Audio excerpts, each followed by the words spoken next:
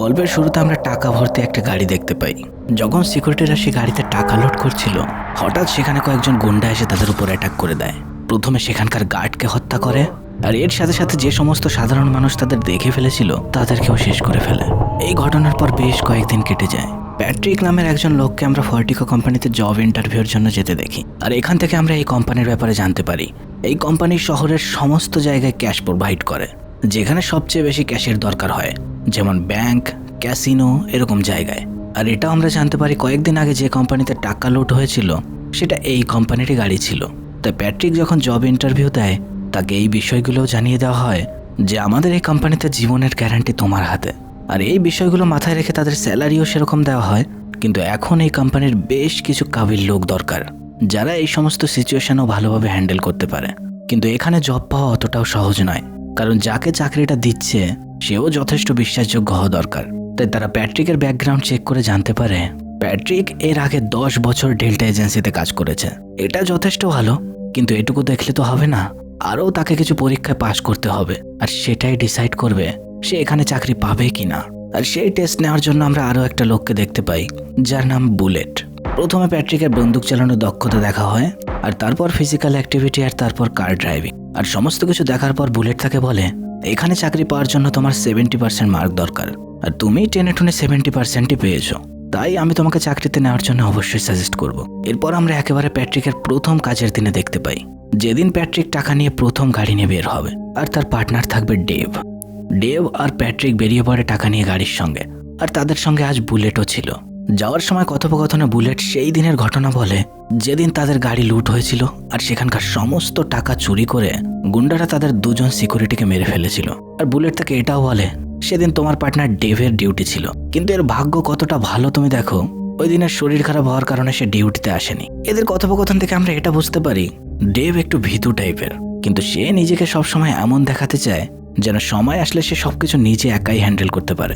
যাই হোক, এদের আনন্দ, ফুর্তি, কথোপকথন এসবের মধ্যে দিয়ে প্রথম দিনের কাজ এদের ভালোভাবে সম্পূর্ণ হয়।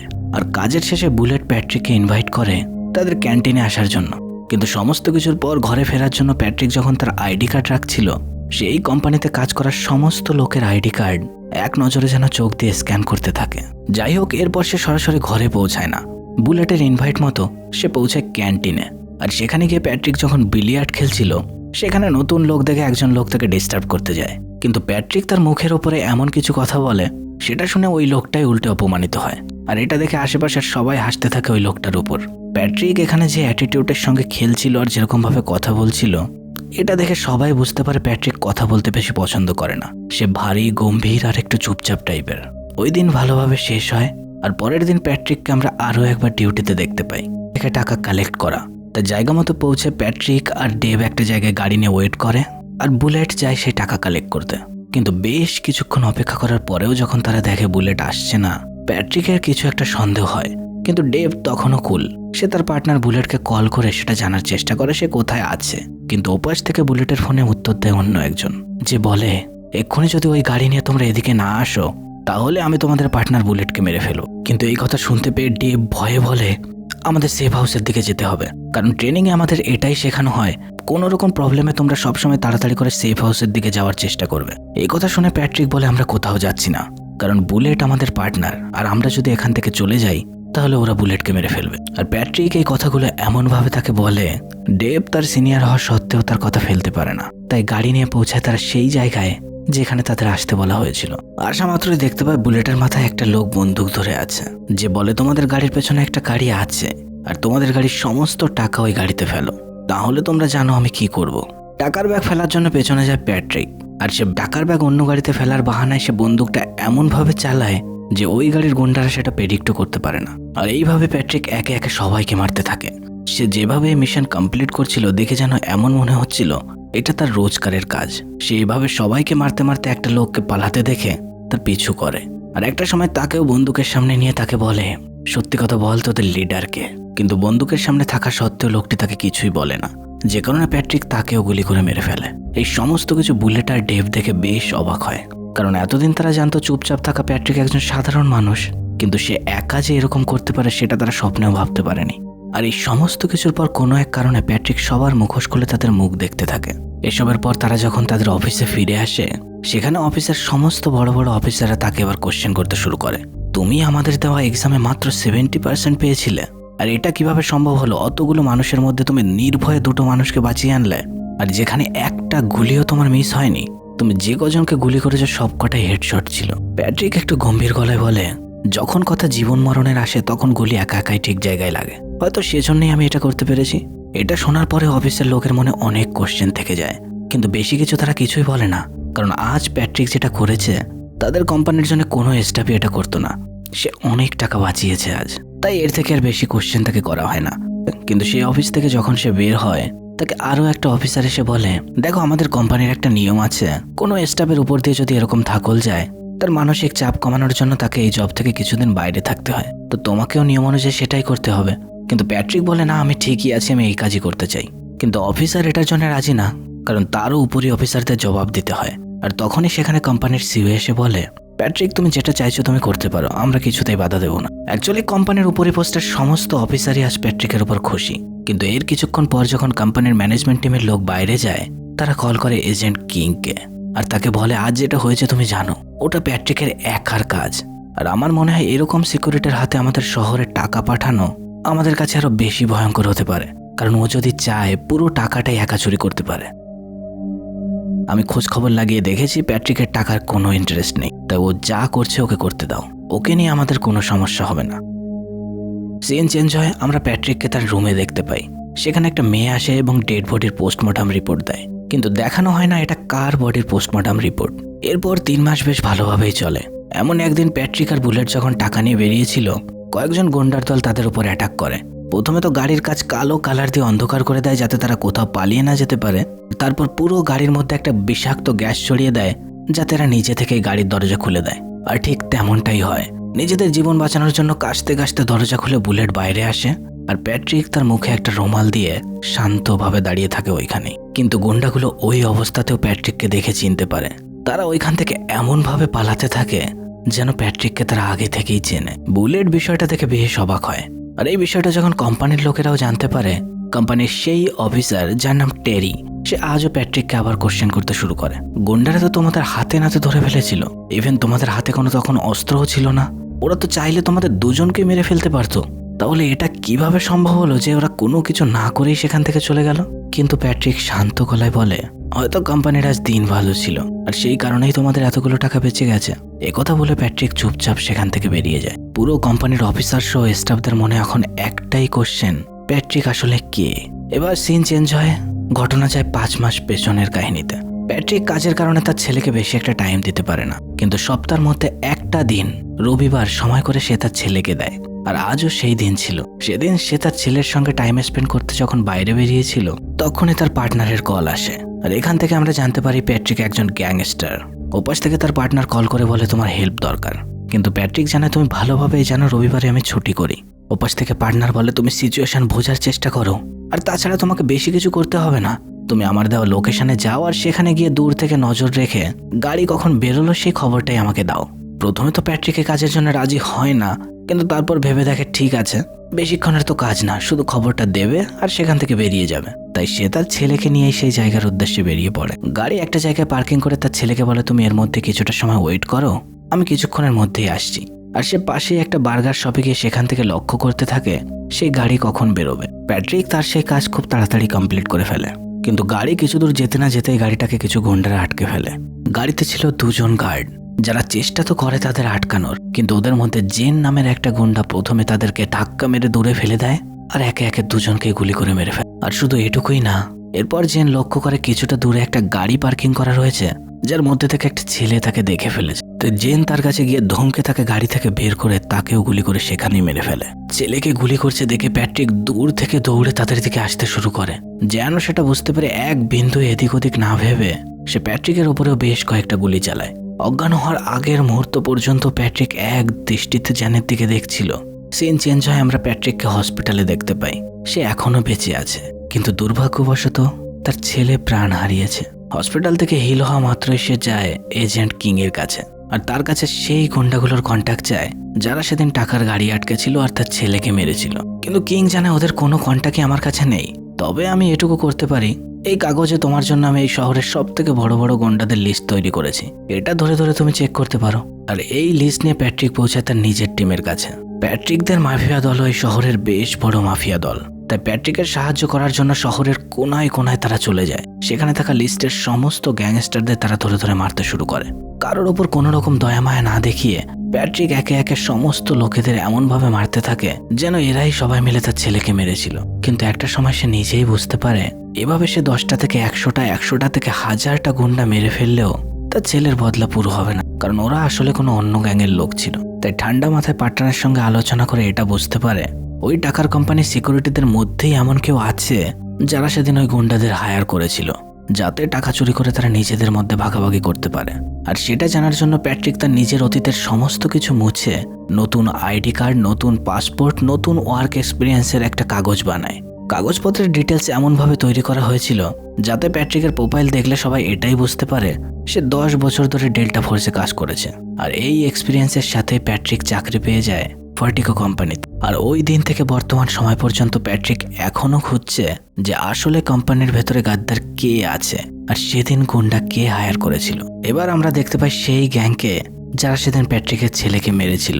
এই গ্যাংয়ের লিডার জ্যাকসন, যে সবার চোখে তো একজন সাধারণ মানুষ, আশেপাশের কেউই জানে না সে একজন গ্যাং লিডার। আর এই সাধারণ মুখমণ্ডলের আড়ালে সে তার গ্যাংয়ের মাধ্যমে বিভিন্ন জায়গা থেকে টাকা লুট করছে। কিন্তু এখন সিচুয়েশন আলাদা, আর তারা বেশ কয়েক মাস ধরে এটা জানে শহরে কি চলছে। ভয়ে কয়েক মাস ধরে তারা পুরোপুরি ঘর থেকে বেরোনো বন্ধ করে দিয়েছে। সবাই এখন ধীরে ধীরে পাগলের মতো হয়ে যাচ্ছে। এভাবে কতদিন চলবে? কিন্তু এদের লিডার জ্যাকসন ঠান্ডা মস্তিষ্কের মানুষ। সে প্রতিনিয়ত তাদের এটাই বোঝাচ্ছে যে আর কিছুটা দিন তোমরা অপেক্ষা করো, সমস্ত কিছু শান্ত হলে আমরা আবারও সবকিছু শুরু করব। আর দেখতেই দেখতে সেই দিন চলে আসে। জ্যাকসন তার দলের কাছে এসে একটা খুশির খবর দেয়, এবার আমরা এমন একটা চুরি করব যেটা আমাদের পুরোপুরি রিটায়ারমেন্ট হবে। এই টাকা যদি আমরা সবাই মিলেও ভাগ করে নিই, তারপরেও আমরা সারা জীবন এনজয় করে বেঁচে থাকতে পারবো। কারণ এবার আমরা কোনো কোম্পানির গাড়ি চুরি করব না, পুরো কোম্পানির টাকাই উধাও করব। এদের আলোচনা থেকে আমরা এটা জানতে পারি, কারণ ভার্টিগো কোম্পানির মধ্যে এদের এমন একজন লোক আছে যে কোম্পানির কোথায় কি দুর্বলতা আছে সেই সমস্ত ইনফরমেশন এদেরকে দিচ্ছে। ওদিকে আমরা ভার্টিগো কোম্পানিতে দেখতে পাই কোম্পানির অফিসার সমস্ত সিকিউরিটিদের এক জায়গায় ডেকে বলে, আজ ব্ল্যাক ফ্রাইডে হওয়ার কারণে সমস্ত টাকা আমাদের সিকিউরিটি রুমেই রাখতে হবে। তাই সবাইকেই বলছে সবাই সবার চোখ কানে একটা দিনের জন্য একটু বেশি করে খোলা রাখো।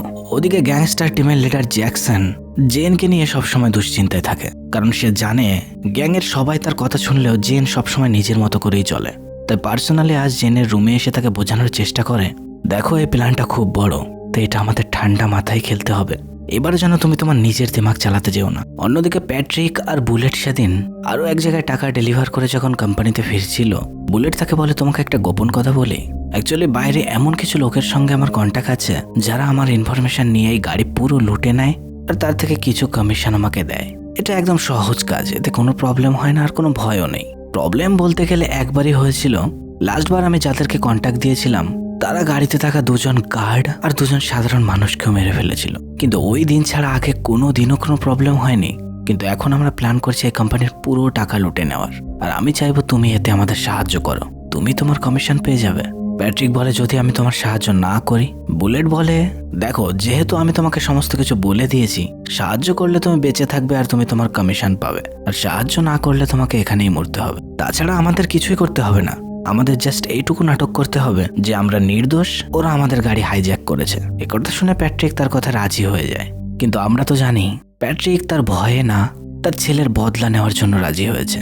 এবার বুলেট একটা জায়গায় ওই গাড়ি দাঁড় করায়, তার খবর দেওয়া সেই গ্যাংয়ের লোকেরা মাস্ক পরে সেই জায়গায় চলে আসে। তাদের প্ল্যানে গাড়ির সাথে তারা এই কোম্পানিতে ঢুকবে, কিন্তু তাদের প্যাট্রিকের ওপরে এখনো বিশ্বাস হয় না, তাই প্যাট্রিকের হাত তারা বেঁধে রাখে। আর বুলেট যখন ওই গাড়ি নিয়ে কোম্পানির ভেতর ঢোকে, গাড়ির মধ্যে অস্ত্র নিয়ে থাকা সমস্ত গুন্ডারা এবার বেরিয়ে আসে।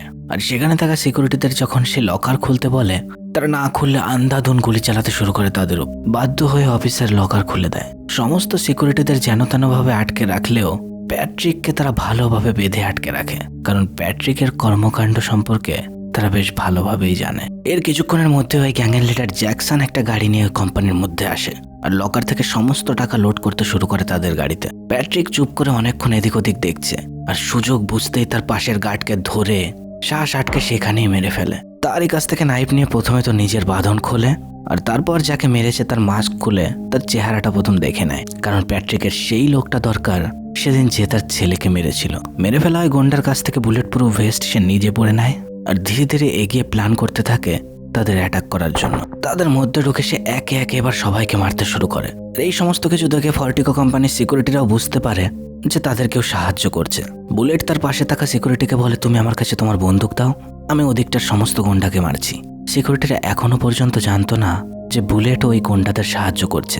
সে তার বন্দুক বুলেটের হাতে দেওয়া মাত্রই প্রথমে সে তাকে মারে, আর তারপর আশেপাশে থাকা বাকি সিকিউরিটিদেরও। আর ওদিকে প্যাট্রিকের একার জ্বালায় পুরো গ্যাং প্রবলেমে পড়ে গেছে। এই গোলাগুলিতে গ্যাং লিডার জ্যাকসন আহত।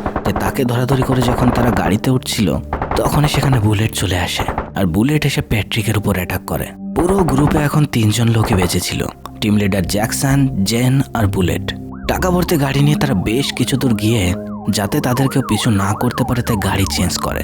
কিন্তু টাকা লোড আনলোড করার সময় জেন গাড়িতে উঠে তাদের লিডার জ্যাকসনকে গুলি করে মেরে ফেলে, আর বাইরে এসে বুলেটকে বলে জ্যাকসন বাইরেরই গোলাগুলিতে গুলির আঘাত খেয়েছিল আর সেই কারণেই সে মারা গেছে। তাই এবার পুরো টাকা জেন আর বুলেট নিয়ে সেখান থেকে বেরোতে শুরু করে। একটা টানেলের মধ্যে দিয়ে বেশ কিছুক্ষণ এভাবে গাড়ি চালানোর পর তারা যখন টানেলের মুখে এসে পৌঁছায় সেখান থেকে তাদের সমস্ত টাকা আরেকটা গাড়িতে লোড করতে শুরু করে। কিন্তু টাকা লোড করার সময় বুলেট চুপি চুপি ব্যাগের আড়ালে তার বন্দুকটা বের করতে শুরু করে, কারণ সে জানে জ্যাকসনকে জেনই নিজের হাতে মেরেছে, আর ও যদি সুযোগ পায় সে তাকেও মেরে ফেলবে। এই ভেবে সে বন্দুক নিয়ে সেখান থেকে বেরোচ্ছিল, তখনই জেন এসে তার মাথায় বন্দুক ধরে আর তাকে বলে, তুমি সমস্ত কিছু ভাবতে একটু বেশি দেরি করে ফেলেছো। এটা বলেই বুলেটকে সে মেরে ফেলে। এখন সমস্ত টাকার মালিক জেন টাকা ভর্তি গাড়ি নিয়ে যান পৌঁছায় সোজাসুজি তার ঘরে, তার একটা নিজের সিক্রেট হাউসে, যেখানে সে সমস্ত তার শখের দামি দামি জিনিস রাখতো। সমস্ত টাকা রেখে টেনশন ফ্রি হওয়ার জন্য জ্যান যখন একটা ড্রিঙ্ক করছিল তখনই ফোন রিং হয়, কিন্তু জ্যান চেক করে এটা তো তার ফোন না, তাহলে কোথায় বাজছে এই ফোন। সে খোঁজাখুঁজি করে দেখতে পায় টাকার ব্যাগের মধ্যে একটা ফোন, আর যখনই সে সেই ফোনটা ধরে তারই রুমের অন্ধকার জায়গায় সোফাতে দেখতে পায় প্যাট্রিক বসে আছে।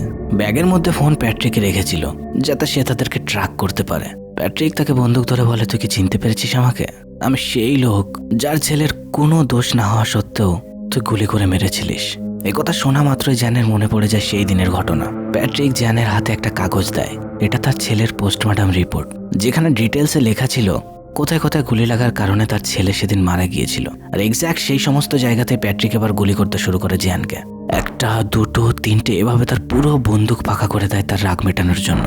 ফাইনালি সে তার ছেলের বদলা নিয়েছে, কিন্তু এতে সে তার ছেলেকে ফিরে পাবে না, তাই সে উদাস হয়ে সেখান থেকে চলে যায়। বিল্ডিং এর বাইরে দেখা হয় এজেন্ট কিং এর সঙ্গে, যাকে সে বলে কোম্পানির সমস্ত টাকা উপরে আছে, সেখানে গিয়ে সব কাউন্ট করে নিও। এইখানেই এই গল্পের পুরোপুরি শেষ হয়। জোসানের অ্যাকশন মুভি যদি তোমার সত্যি ভালো লাগে তাহলে কমেন্টে জানিও। এর আরও মুভি এক্সপ্লেনেশন আমি করে রেখেছি, সেগুলো দেখতে হলে আমার চ্যানেল পেজে দেখতে পারো, কিংবা কমেন্ট বক্সে বলো, আমি লিঙ্ক দিয়ে দেবো। আর সেগুলোও যদি দেখে থাকো, জোসানের এরকম one man army type fight দেখতে হলে চ্যানেলটিকে সাবস্ক্রাইব করে রেখো। দেখা হবে আবার পরের ভিডিওতে। টাটা।